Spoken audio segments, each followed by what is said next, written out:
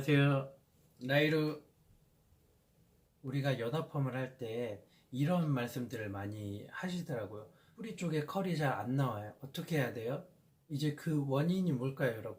당연히 연화가 덜 된 게 제일 크겠죠. 그래서 이번 시간에는 여러분이 연화를 조금 더 이제 잘할 수 있도록 제가 조그마한 팁을 좀 드리도록 할게요. 일단 가장 중요한 거는 모발 진단이에요, 여러분. 이제 물론 경험이 되게 중요한 부분이지만 꼭 그렇지만은 않아요. 이제 머리는 자기가 이제 손상이 되거나 그러면은 신호를 보내요. 여러분 이제 그거를 캐치할 줄 알아야 돼요. 냄새, 냄새로도 알 수 있죠. 최근에 펌을 안 했더라도 여러분 이제 손상된 머리들은 보면은 약간 탄 냄새가 나요. 그쵸? 그런 거 느껴보셨을 거예요, 아마. 그리고 이제 또 밝기로도 어느 정도 알 수 있어요. 그러니까 매직이든 뭐 염색이든 전에 무언가 시술을 했던 머리는 아무래도 조금 더 밝을 확률이 더 크겠죠, 여러분. 왜냐면 이제 펌만 하셔도 모발 내부에 멜라닌 색소들이 조금 파괴가 되기 때문에 침투로 인해서 보면은 모발들이 갖고 조금 더 밝아요, 보면은 약간. 그리고 이제 빗질. 여러분이 빗질해 보면 상한 머리는 당연히 엉키겠죠, 엄청나게. 잘 빗질이 안 될 거예요. 그리고 또 하나 중요한 요소는 모발의 탄력. 여러분이 이렇게 잡아서 당겨보거나 이렇게 꾹꾹 눌러보면은 모발의 탄력이 느껴져요. 손상이 많이 된 머리일수록 뻣뻣하고 이제 축 늘어져 있겠죠, 아무래도. 그리고 이제 마지막으로 촉감도 되게 중요해요. 만져보면은 사실 이제 조금 감이 필요하지만 어느 정도 느낌이 와요, 여러분. 이제 건강한 머리는 굉장히 이제 큐티클이 살아있기 때문에 부드럽고 좀 매끈하고 윤기 나는데 손상된 머리를 이제 만져보면 확실히 이제 푸석푸석하고 끈적하고 굉장히 건조하죠. 자, 이제 그렇게 모질 파악을 정확히 끝냈다면은 모발의 손상도에 맞는 적절한 약을 발라주시면 됩니다. 이제 여기서 중요한 것은 만약에 건강모, 손상모가 있다면은 제가 이제 이 염색 편에서도 말씀드렸던 두 부위를 완벽하게 이제 다른 머리라고 생각하는 거예요. 그랬을 때 이제 자, 봐봐요. 이 안쪽에 이제 건강모는 내가 이제 연화를 충분히 하려면 당연히 건강모약을 발라야겠죠. 이것도 굉장히 중요한 게 이 머리가 얼마나 두껍고 얼마나 이제 윤기가 흐르고 숱이 얼마나 많고 이제 발수성이냐 아니냐 곱슬기가 어느 정도 있느냐에 따라서 여러분이 정말 강한 건강모, 강곱슬모, 건강모 이제 그 레벨이 굉장히 선택이 다양하죠. 거기서도. 그래서 이제 이 먼저 건강모에 여러분이 적절한 약을 발라주었다면 이제 이 손상모 부위에는 손상된 정도에 따라 적절한 약을 찾아줘야겠죠. 정말 극손상인지 극극손상인지 아니면 약간 손상인지 이제 정확히 이 모발에 데미지나 연화에 필요한 적절한 약을 발랐다면 걱정할 필요가 없어요, 여러분. 저 같은 경우에는 보통 30분을 그냥 무조건 보는 편이고요. 열 처리도 거의 하질 않아요.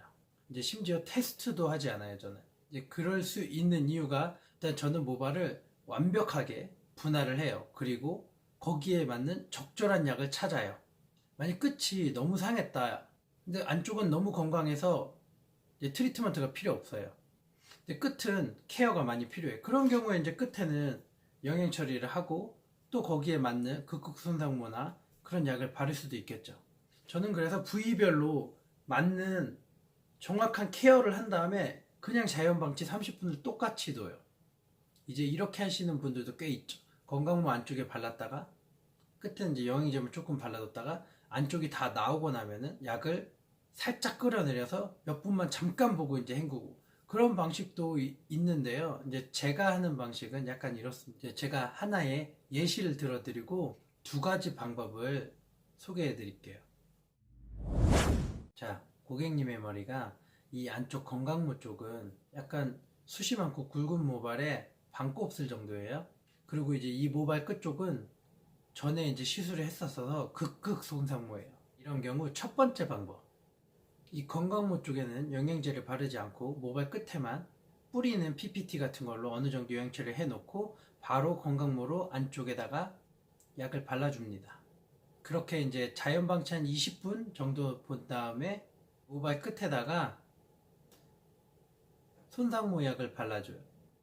그리고 이제 한 5분에서 10분 정도 방치했다가 헹굽니다. 그리고 이제 두 번째 방법은 뭐냐면, 제가 이제 끝모발이 극극 손상모라고 했잖아요. 그러니까 이런 경우 거의 이제 복구가 될 정도의 아주 이제 품질이 좋은 정말 약한 그런 이제 연화제들이 있어요. 그런 거를 끝에다가 먼저 바릅니다. 그리고 이제 바로 이어서 안쪽 신생모에다가 이제 건강모 약을 바르고 자연방치 30분을 봅니다. 저 같은 경우는 이 두 가지 방법 다 좋아해요. 상황에 따라서 조금씩 이제 바뀌는 정도예요. 그러니까 저 같은 식으로 자기에 맞는 연화가 충분히 될 만큼의 적절한 약과 시간을 준다면, 여러분 이제 연화 펌을 하셨을 때나 매직을 할 때도 당연히 안쪽 머리도 결과물이 좋을 수밖에 없어요. 이번부터 제가 조금 강조드리고 싶은 말씀은, 이 손상도나 그런 거에 따라서 머리를 완전 다른 머리라고 생각하는 거죠. 그러다 보면은 약을 좀 더 디테일하고 적절하게 설정할 수가 있어요. 막 안쪽에 발랐던 강한 약을 끝에 닿으면 녹을까봐 막 스치듯이 이렇게 어렵게 하는 것보다는, 내가 이 머리만 이제 이 극극 손상모 하나만 봤다고 쳐요. 그게 전체 다라고 상상을 하고, 내가 이 머리를 어떻게 안 상하게 잘 연화할 것인가. 그렇게 생각하면 생각보다 쉽단 말이죠. 어느 정도의 케어가 필요하고 얼마나 약한 적절한 약이 필요한지를 알 수가 있어요. 그리고 안쪽은 시술이 안 된 머리라서 엄청 강할 거란 말이에요. 근데 이게 어느 정도 강한지에 따라서 정말 강곱슬 약을 쓸 수도 있고요. 그러한 정확한 진단이 모든 시술의 퀄리티를 올려줍니다, 여러분. 조금 어려웠나요? 그러면 다음 시간에 또 뵙겠습니다. 감사합니다.